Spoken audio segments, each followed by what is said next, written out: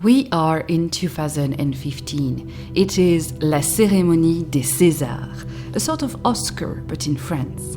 Tonight is special because for the first time in 20 years, this happens. A foreigner is going home with un César. Kristen Stewart is la meilleure actrice dans un second rôle. Now, as customary, it's now time to speak, a moment she's been preparing but about which she's quite anxious. She has her notes, she's going to speak French. She climbs the stairs and she takes the mic. The whole of the French movie industry is listening, and so are a couple million people on TV. Je suis désolée, je ne parle pas français, mais je promets de travailler dessus. Then she switched to English and thanked her co-stars and director. And that's a shame, because a few years before that, in 2010, she was saying this. Trying to learn French. Her César speech could have been completely different. 5 years is more than enough time to get to a level where you can prepare and read at least a short speech in French, even in front of French TV. But Kristen Stewart failed. The question is, why? Kristen is not an isolated case. She could be the embodiment of thousands of people who one day decide to learn French, generally on the 1st of January. They buy a program and they religiously follow the program. When they have the occasion to speak French, they are confused, very anxious, and they end up doing something not so different from what she did. The reason is simple. They commit serious mistakes when they are learning French. Serious mistakes who get in the way and with which, no matter the number of hours they study, the number of years they learn, they never quite get to speak French. Emily decides to learn French. That's her New Year's resolution, and her first reflex is to find something to teach herself French with. After considering different options, she finally decides to buy herself a popular program. Now, this program has proven its efficiency. It's a smart choice. Or so she thinks, because Kristen did the exact same mistake. I just bought Rosetta Stone. I'm trying to learn French. In 2010, she announces her intentions to learn French, apparently after she spent a month in Montreal hearing some people speak French around her. So she does a natural thing. She buys one of the most famous and popular programs of the time, Rosetta Stone. Rosetta Stone is a language learning software that has been around since the early 2000s. And in 2010, it's all the rage. Everyone is using it, including the US military. It's winning awards after awards, and it presents itself like a complete immersion program. Certainly with immersion as an adult, you learn much more. Everyone will tell you, if you want to learn to speak Spanish, go to Spain. It's fun, it's easy, it's behind your computer. You don't even have to see anyone. The thing that Rosetta Stone does is it makes you think in a way that's kind of fun, like doing, a crossword puzzle. It's pain-free too. Without translating, memorizing, or learning rules of grammar. Now, the mistake is not to have bought the program. Programs like Rosetta Stone are good tools to train and learn some words. They can be incredibly good introductions and supports to learn languages. The mistake is to have thought that the program itself was going to teach her French. She fell into the traps of language marketing. Programs like Rosetta Stone's or others are very well designed, but they aren't complete. Following along a software, no matter how good it is, won't teach you how to interact with humans. The learning becomes a game, maybe a very enjoyable one, but it's not sufficient to become a true French speaker.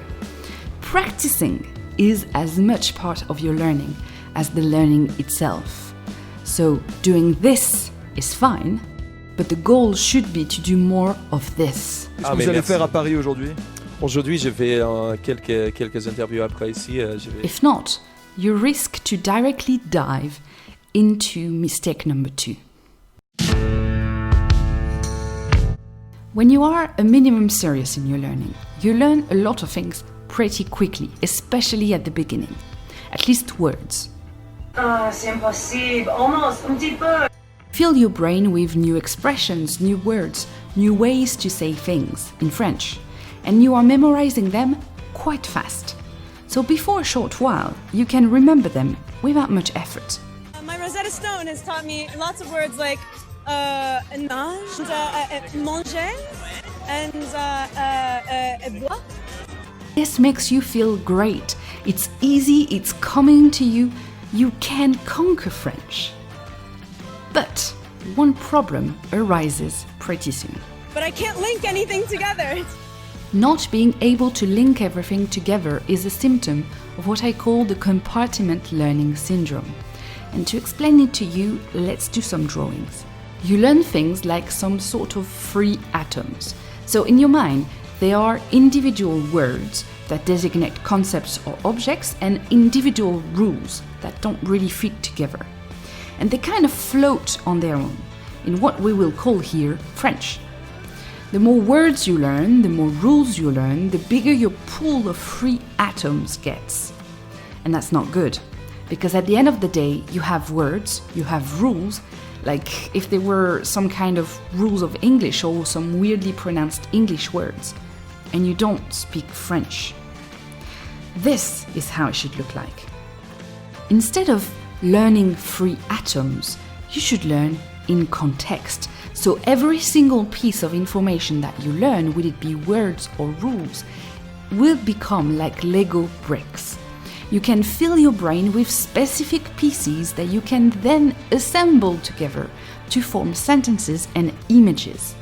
And then, the more pieces you accumulate, the more things you can say. And at the end of the day, instead of having a pool of individual atoms, of free atoms, you have specific pieces you can put together and you can speak French. Do you see the difference? One simple and easy way to do that is to learn sentences or sentence blocks instead of individual words, and to learn a bit of grammar as well, so you can assemble all of this together. Now, the real danger of compartment learning syndrome is to end up learning a lot and not actually being able to take it into the real world, which results in mistake number 3.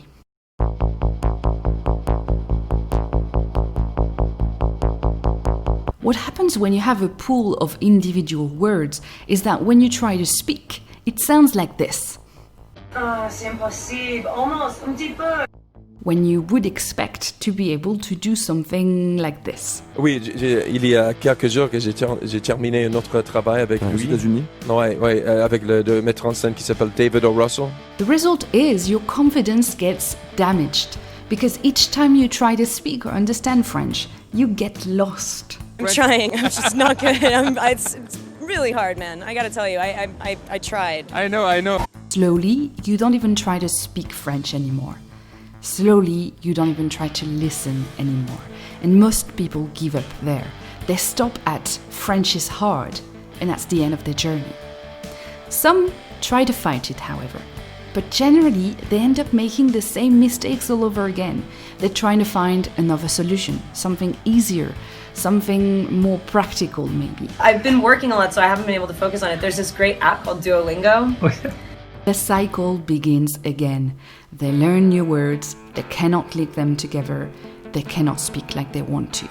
This is the loop of internal French because it all stays inside.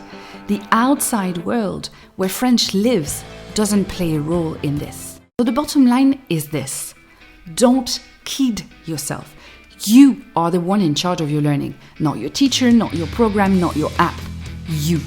So it's time that you take that responsibility back and that you learn how to truly learn French in context, brick by brick, while taking your French into the real world. And you can start with this video.